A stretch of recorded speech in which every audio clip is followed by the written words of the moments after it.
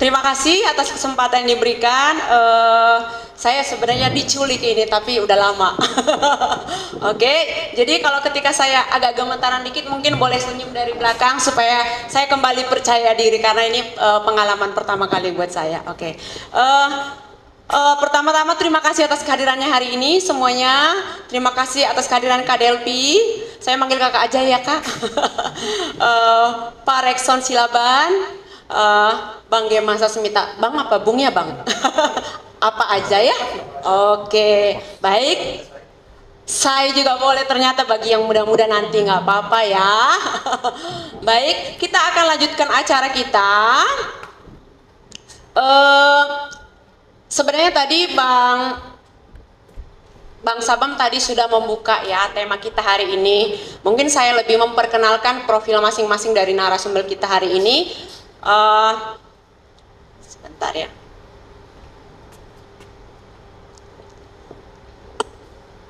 Saya perkenalkan dari kakak Kak Delpi Mas Diana Ujung yang lahir di Sidikalang dan sangat jauh terbang ke ibu kota hari ini. Beliau berprofesi sebagai advokat dan aktif di berbagai organisasi. Beliau menjabat sebagai wakil bendahara Yayasan Umat Kristiani Sumatera Utara. Hingga saat ini beliau menjabat sebagai wakil ketua DPD Golkar Kabupaten Dairi 2003 sampai 2018. Beliau juga sebagai wakil ketua bidang pemenangan pemilu wilayah 11 DPD Partai Golkar. Beliau juga menjabat sebagai wakil ketua LPPD Kabupaten Dairi periode 2021 sampai 2026 dan sekarang beliau juga menjabat sebagai sekretaris 2 Partai Golkar Kabupaten Dairi 2020-2025. Tepuk tangan buat Kak Delpi.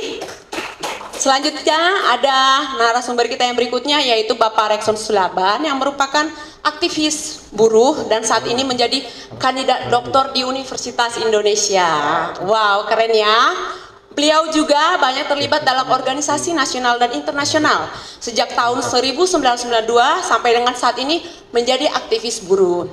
Nah, dalam organisasi internasional juga beliau sangat aktif, pernah menjabat sebagai International Labour Organization ILO Governing Body Member, Geneva, Swiss, pernah menjabat sebagai Vice President Serikat Buruh Internasional, Executive Board World Confederation of Labour di Belgia.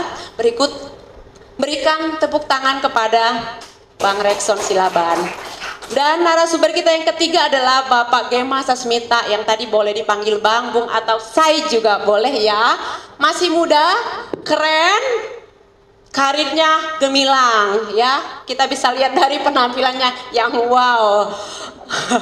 Di usia sangat muda menjadi inspirasi bagi anak-anak milenial. Saat ini menjadi direktur di PT Saideco, yaitu Cyber Security Company, founder and director di GS Energy sampai saat ini, pernah menjadi digital konsultan di Kadin Indonesia Business Supporter Desk, IT Express Staff di Kementerian Koperasi dan UMKM ya Bang ya.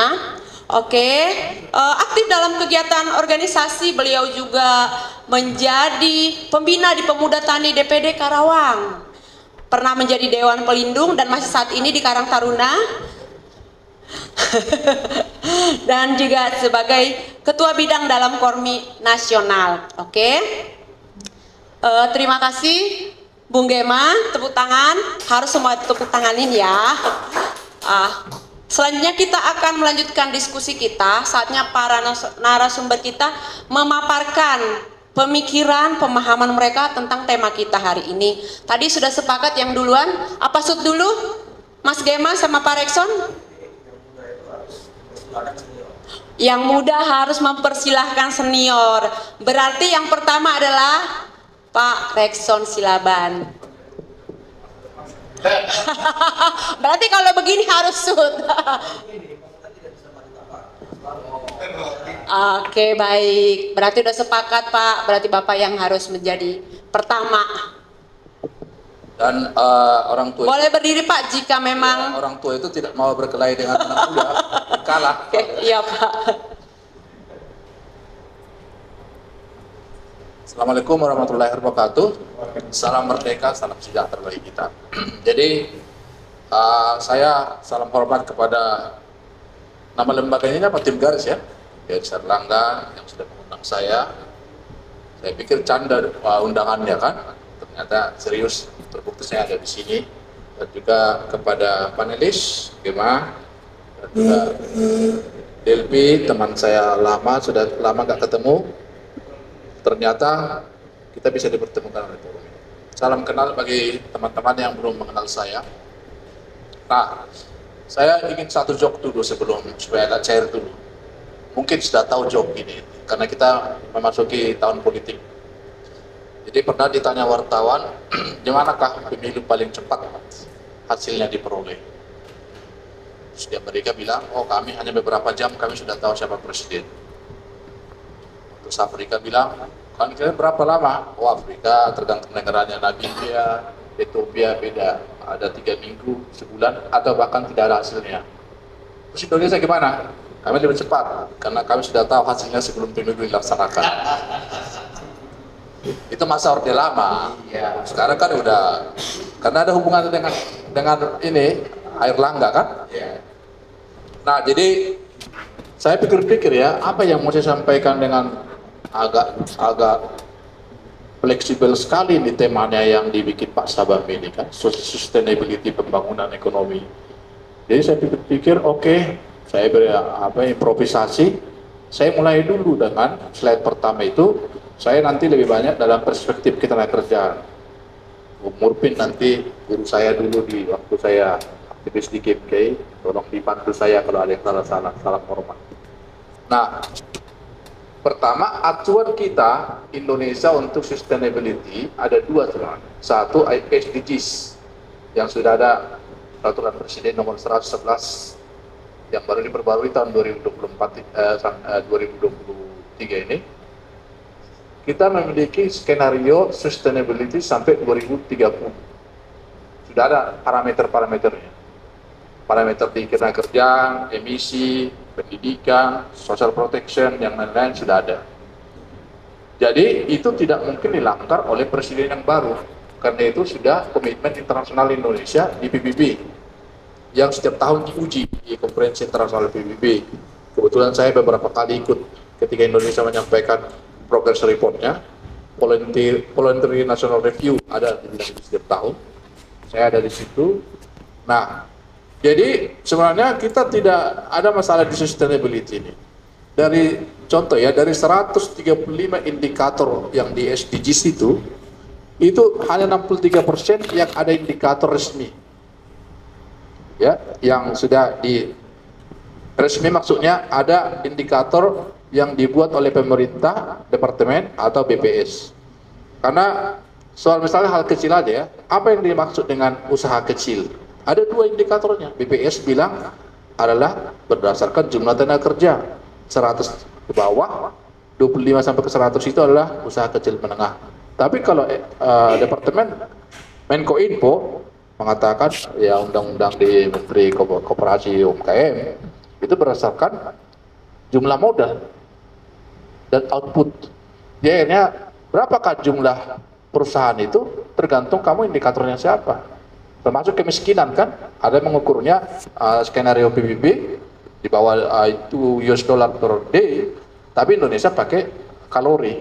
Jadi berapa jumlah orang miskin tergantung siapa mahkotanya. Kalau saya orang ILO, saya akan merelai kepada indikatornya Bank Dunia.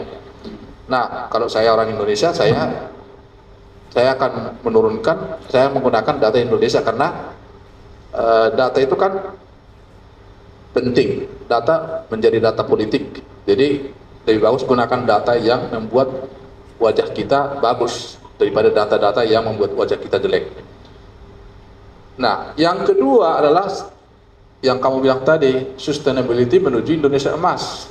Walaupun apakah skenario 2045 ini akan diikuti presiden berikut yang terpilih, apakah kalau di bawah rejimnya Jokowi yang ikut pasti akan ikut, tapi kalau di luar rejim Jokowi kan pasti nggak ikut. Jadi memang sudah disadari di situ ada masalah kita di SDM, ada pilar 4 SDM, berkelanjutan, pembangunan ekonomi berkelanjutan, pemerataan pembangunan, dan pemantapan ketahanan nasional. Saya hanya mau langsung lompat aja. Saya berapa jam saya ngomong? Sorry. Berapa jam saya, Dek? Oh, 15 menit. Oh, bukan 15 jam ya. Karena saya udah siap ke 15 jam ini. Nah, jadi Airlangga kalau kita lihat tampilannya, next. Ya. Jadi yang sering diomongin Airlangga, yang banyak diomongin, tapi biasanya empat ini. Penguatan SDM ini sesuai tadi skenario yang emas itu, menyambut bonus demografi. Dia memberikan sampai tahun lalu, awal tahun ini 17 juta kartu prakerja. Memang ada masalah kartu prakerja itu, ya outputnya dibilang tidak bermanfaat. Tapi nggak mungkin lah 17 juta nggak bermanfaat kan. Pastilah ada yang bermanfaat. Anggaplah 30% tidak bermanfaat. Tapi ada orang 17 juta yang masa COVID itu selamat karena dibayari kita untuk prakerja itu. Nah, itu juga yang akan meningkatkan elektivitas Pak Airlangga, karena dianggap itu program itu adalah kreasi beliau. Nah, 17 juta dan melalui BLK. Kemudian ada lagi program-program bantuan sosial lainnya, dan rezim ini adalah rezim yang paling boros menurut saya mengasih uang bantuan sosial, walaupun uang ini dari IMF dan bukan IMF, bantuan internasional, pinjaman internasional yang dibayar jangka panjang. Mungkin Jokowi sudah di surga baru mulai kita cicil, tidak masalah kan, lebih bagus itu bermasalah di masalah depan daripada langsung kita sekarang mati kelaparan. Karena Indonesia terbukti paling cepat negara keluar dari krisis. Ada gunanya gitu, bukan jadi marah apa. Nah, kemudian Airlangga juga sering mengatakan gini, saya butuh 6-7% pertumbuhan ekonomi, karena 5,3,1% sekarang ini tidak akan mungkin mengangkat Indonesia naik keluar dari jebakan middle income trap, pendapatan menengah yang terperangkap. Tapi tidak terbukti kan? Memang 5,31 itu adalah salah satu tertinggi di dunia. Gak mungkin di masa COVID kita dapat 6-7. Jadi memang misalnya ambisinya Pak Airlangga itu tidak terpenuhi, tapi tetap bisa dipuji oleh berbagai negara karena bisa mencapai 5,3 prestasinya. Yang berikut adalah bagaimana keluar dari middle income trap, karena tidak banyak negara yang keluar dari situ. Hanya Korea Selatan yang dianggap contoh terbaik. Kita nggak bisa menjadi negara industri yang besar. Jadi hanya banyak yang gagal. Nah, kemudian juga Airlangga mensponsori transformasi kebijakan regulasi. Salah satunya Omnibus Law yang kontroversi, khususnya klaster ketenagakerjaan. Kalau yang lain-lain itu sih boleh, bikin perusahaan kan sekarang kan bisa PT individual, banyak kemudahan-kemudahan untuk di bisnis. Tapi di ketenagakerjaan mendegradasi banyak masalah buruh. Bisa dikontrak kita sepanjang masa. Terus perundingan upah minimum tidak lagi terjadi, ditetapkan sendiri pemerintah, dan ada bisa upah dibikin di bawah upah minimum. Jadi ini perdebatan antara konsep makroekonomik, dibilang gini, lebih bagus kita kerja dulu semua, biarlah kerja. Pokoknya kerja dulu lah. Mau gajinya kecil, tidak masalah. Mau tidak layak juga tidak masalah, tapi kerja dulu. Itu pendekatan konsep yang lain. Pendekatan konsep dari Serikat Buruh adalah tidak boleh ada pekerjaan kalau tidak layak. Untuk apa kita bekerja kalau tidak layak? Karena konsep Indonesia di pasal 27 itu adalah penghidupan yang layak dan pekerjaan yang layak. Nah, jadi ini akhirnya digugatlah, termasuk organisasi saya menggugat pemerintah ke Mahkamah Konstitusi dan masih bersidang-sidang sekarang. Tapi mereka pintar, lebih pintar dari Serikat Buruh. Pas digugat mereka keluarkan undang-undang baru lagi yang sama isinya, Perpu dulu kan. Memang pemerintah ini selalu lebih cepat menangnya, apalagi berkombinasi dengan para kapitalis. Pasti yang ngajarin kan. Jadi tidak relevan gugatan itu. Orang udah dicabut dengan Perpu. Perpu mau kita persoalkan, udah langsung undang-undang di DPR. Jadi sudahlah, mungkin kapan-kapan lagi itu kita persoalkan kalau permainan jangka panjang, rally panjang buruh ini susah karena banyak persoalan setelah itu kan. Nah, yang berikut ini, kalau pekerjaan rumah yang saya mau akhiri 5 menit lagi supaya pas. Yang pekerjaan akhirnya yang tersisa yang tidak diselesaikan oleh rezim ini, termasuk di dalamnya Menko Equin Pak Erlangga itu, adalah janji Jokowi kita akan terjadi pemerataan yang lebih bagus. Ternyata kan tidak. Yang survei daripada Credit Suisse itu mengatakan 1% saja orang Indonesia menguasai 49,3 kekayaan nasional. Indeks Gini rasio kita 0,38. Indeks Gini rasio itu adalah perhitungan ekonomi Todaro. Semakin ke satu dia, semakin tinggi tingkat ketimpangan, semakin nol, semakin tidak ada ketimpangan. Jadi kita 0,38. Sebenarnya untuk internasional itu dimaafkan karena boleh kita developing country atau negara-negara berkembang seperti kita boleh 0,38 sampai 0,5 masih dimaafkan. Tapi masa gara-gara dimaafkan kita nggak pernah berubah tingkat ketimpangannya kan gitu. Karena ada lebih parah lagi kayak di Rusia, di India. Nah, yang berikut ada constitutional gap antara janji konstitusi dengan apa yang di lapangan kan tidak terjadi. Misalnya saya katakan banyak sekali pekerjaan kita sekarang itu mengalami defisit pekerjaan layak karena dikontrak terus. Kontrak 3 bulan. Gimana kita mendesain masa depan kalau kita dikontrak 6 bulan? Nah, gak mungkin kan? Kita hanya hidup untuk menunggu kematian. Karena tidak ada kita bisa bahagia. Kemudian yang berikut perlindungan sosial khususnya ketenagakerjaan kita masih 33%, walaupun kesehatan itu sudah akan ke 95%. Itu bagus ya. Indonesia salah satu negara yang bagus dalam BPJS kesehatan. Ketenagakerjaan kita masih 33%, means 67% lagi orang tidak memiliki perlindungan jaminan sosial ketenagakerjaan. Yang terakhir adalah ini korupsi. Semua rejim kan bikin korupsi dikurangi. Kita indeksnya masih tinggi loh. Di datanya Transparansi Internasional kita masih berada 110 dari 180 negara. Inilah yang membajak proyek sustainability Indonesia karena uangnya banyak dicuri. Nah, apakah nanti Erlangga berani? Karena kita harapkan pemimpin ke depan ini memperbaiki Indonesia lebih bagus. Yang berikut ini tantangan transisi, next ya, next. Yang terakhir, ya, tantangan transisi ekonomi. Jadi kalau Bapak lihat Gojek, Grab itu semua, itu bukan pekerjaan per definisi by law. Itu adalah mitra kerja, artinya pebisnis. Mereka pebisnis, bukan tenaga kerja, bukan pekerja, itu bukan buruh. Jadi kemitraan antara Grab atau Gojek dengan supir kemitraan sesama bisnis. Jadi mereka tidak boleh dilindungi jaminan sosial tenaga kerja yang PBI yang bayar pemerintah itu, karena mereka bukan pekerja, mereka adalah pebisnis. Nah, ini bagaimana kok dia kalah-kalin ini Indonesia ini? Mereka dari mana mungkin dia pebisnis? Sejak kapan Gojek itu jadi pebisnis? Jadi ada 4,5 juta orang tidak terlindungi gara-gara mereka dianggap mitra bisnis. Bukan mitra kerja seperti biasa di pabrik dengan majikan, bukan.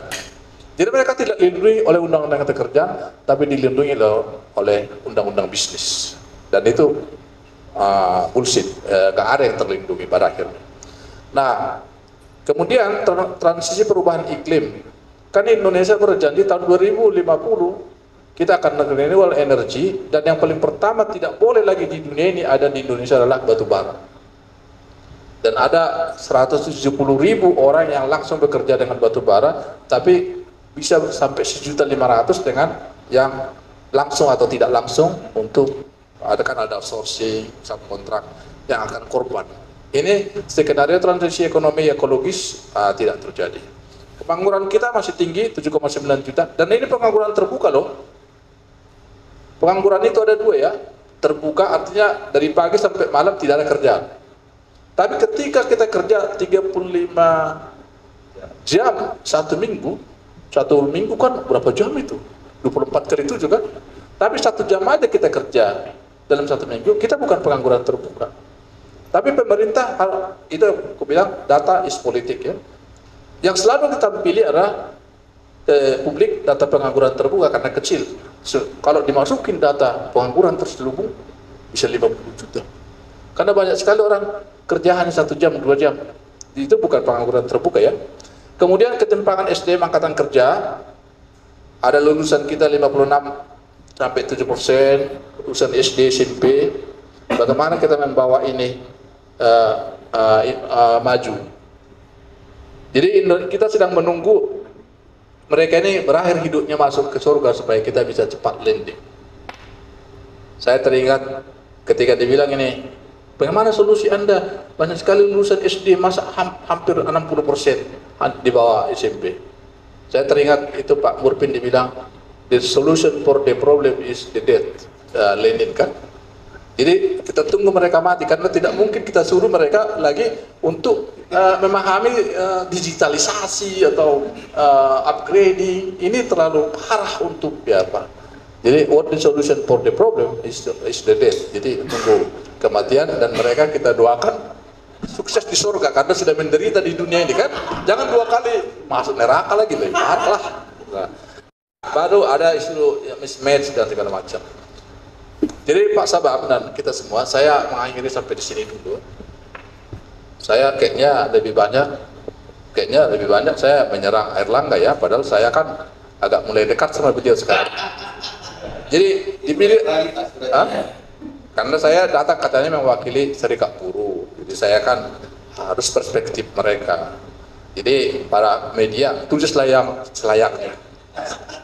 Terima kasih.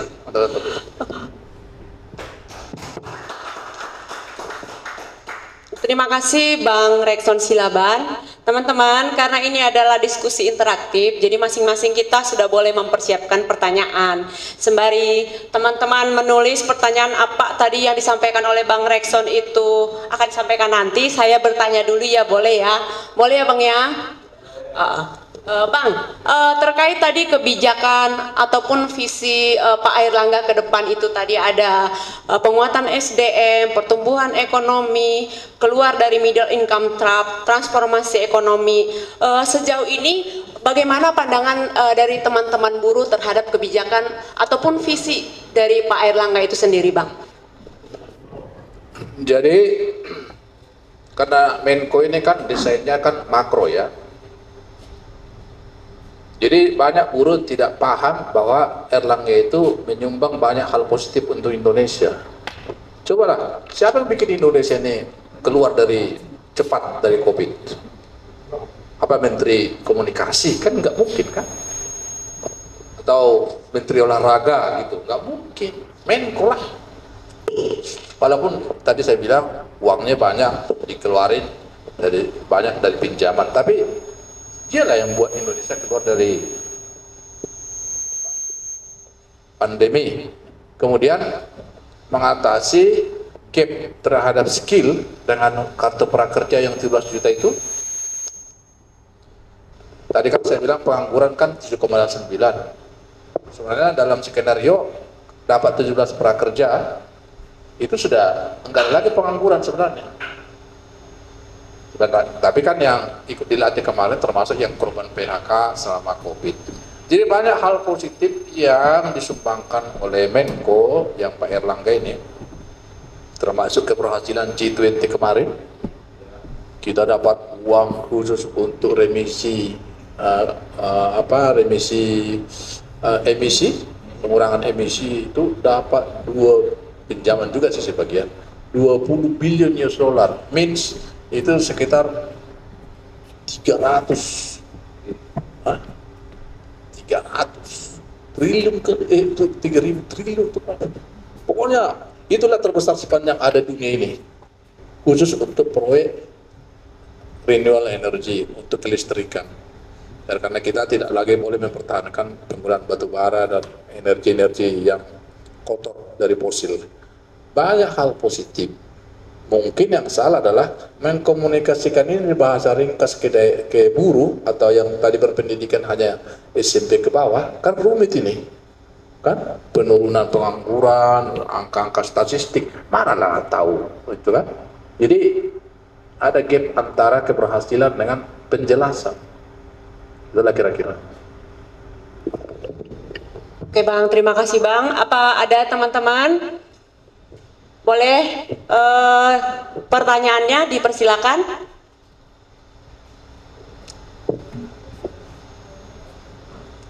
Oke Bang, saya sembari menunggu pertanyaan dari teman-teman yang lain, saya ada menanyakan hal lagi Bang. Kira-kira bagaimana pendapat buruh itu terhadap profil pribadinya seorang sosok Bapak Airlangga Hartarto Bang? Most the case buruh tidak suka Airlangga karena Omnibus Law. Padahal Omnibus Law itu kan disetujui oleh seluruh partai kecuali 2 partai kan. Sebenarnya dia harus kasihan buruh sama dia gara-gara keinginan berapa partai semua di Senayan? 8 ya? Enggak lah, 9. Oh, 9. Kan artinya gini, 7 partai setuju untuk keluar undang-undang ini. Belum tentu juga gagasannya beliau kan? Jangan-jangan gagasan yang lain. Cuman dia pasang badan. Jadi buruh melihat karena dia ngomong di TV, inilah sumbernya kawan ini. Padahal sebenarnya dia pasti pembantu presiden ya mengikuti perintah presiden kan. Nah, jadi ada masalah walaupun sekarang sedang dibenahi masalah itu. Cuman yang perlu diketahui banyak orang sebenarnya Omnibus Law itu bukan proyek pribadinya Airlangga, itu proyeknya presiden, harus dikasih tahu ke publik itu. Jadi kalau ada undang-undang lahir, undang-undang kan dilahirkan pemerintah bersama DPR, yang disalahkan ya pemerintah dengan DPR, nggak boleh jadi korbannya Menko Airlangga. Itu yang perlu dikomunikasikan juga menurut saya sebagai tim garisnya Airlangga ya. Iya Bang. Terima kasih Bang.